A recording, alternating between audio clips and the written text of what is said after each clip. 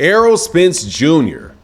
accused of being fired by Derrick James in a scenario that can only be described as wild, rumors flying around. Let's talk about that in this video.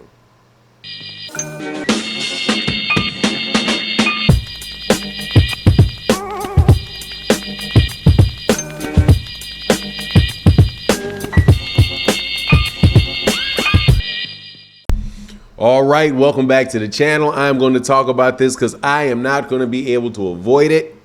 People come by. We have a lot of Errol Spence Jr. fans that come by the channel. We've got a lot of Errol Spence detractors that come by the channel, wishing ill on the man. And so a report came out. First heard it from somebody that I would call a detractor of Errol Spence Jr. About a reason why, specific reason why, Errol Spence Jr.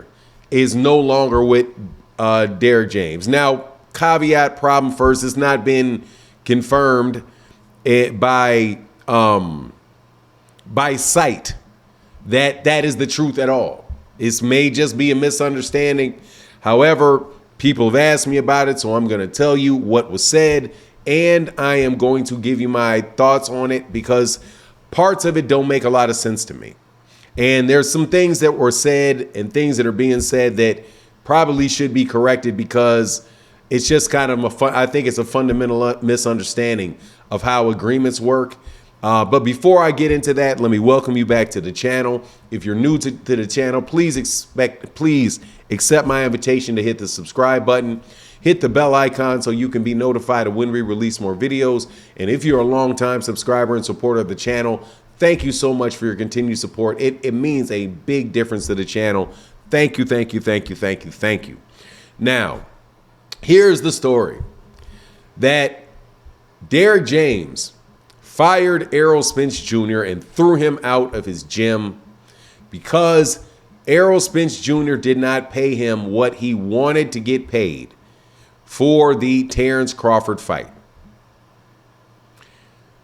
And specifically, that Derrick James wanted a piece of the back end of the fight, and that Derrick James had was expecting to get that, but he only got a percentage of the purse, and that Derrick James wanted more money, but that Derrick James was on a handshake agreement with Errol Spence Jr. And Errol Spence Jr. stiffed him, so Derrick James cut off the relationship, threw Errol Spence Jr. out of the gym. Okay, so let's go first things first. It has not been said by either party whether or not they are going to work together or not.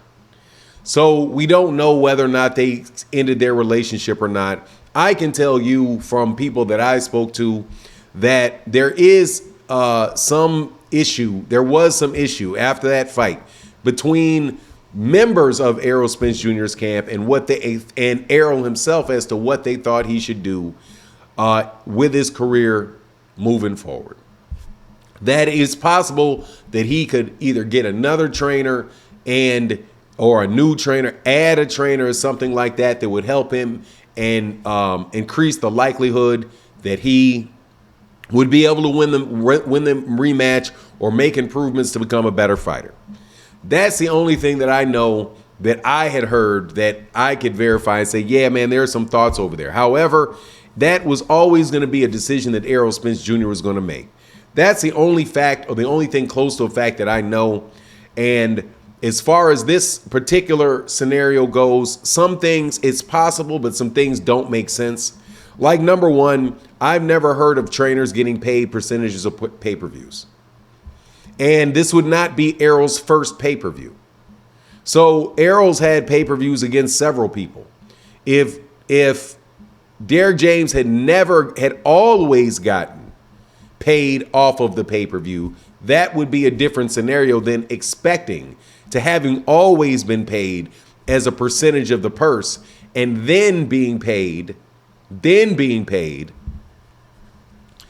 then not getting paid or just expecting to get a percentage of the pay-per-view, which is something that I don't know of trainers doing. I think trainers get like 10% of the purse of the fighters that they're training, of the actual purse, right? So that didn't make sense. Also, the other thing that doesn't work is that because you have a handshake agreement, that handshake agreement is not enforceable.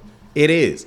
If Derrick James has been paid a certain amount for every fight or a certain percentage of every purse, that agreement, and this is a big misconception when people talk about contracts and agreements, is that they have to be in writing. No, you can, if you do the service, you do the work, they have to pay you. If they paid you a certain amount of money before for that fight, for a fight, then then a court is more than likely going to assume, other than you having some proof that you said otherwise or agreed to otherwise, that your past behavior indicates what your agreement was this time.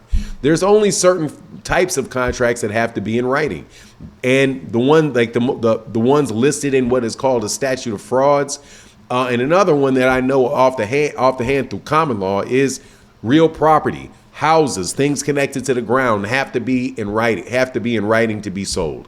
Now, in order for an agreement to have been reached, that agreement has to be put down in writing. But how much I'm going to pay you to be a trainer for my for my son and to teach him to shoot, that doesn't have to be written down in a contract. You can tell me how much it is you shoot if you can prove that that's your going rate, and that you train my son, and they will take that into evidence and say, hey man, well, you knew we were gonna have to pay something. They got their prices listed. You got to pay this money, right? Or so that's pretty much that. So the idea that the way that people are describing it doesn't make sense to me. That Derrick James just was expecting to get in this particular pay-per-view to get paid off of the back end, or to get paid off the pay-per-view sales just for this fight. It's just for this fight, but not for the other pay-per-view fights that Errol Spence Jr. has had.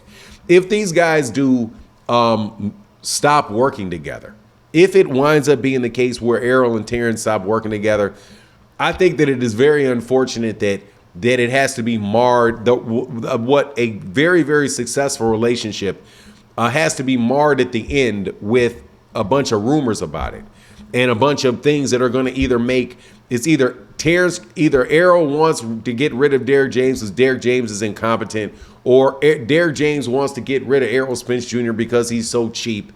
I mean, it just to me seems like a lot of salaciousness, and at the end of the day, we're going to find out what happens if and when Errol fights another time. But I'm not putting a whole lot of weight into that stuff, especially that specific story, which seems to be like, I mean, it sounds flawed at best. And more than likely, you know how it is. If there is some issue, it's somebody guessing about what it is that isn't really sitting there talking to the two of those guys. But anyway, that's my take on the matter. Please let me know what you think in the comment section. And with that, I'm out. Deuces.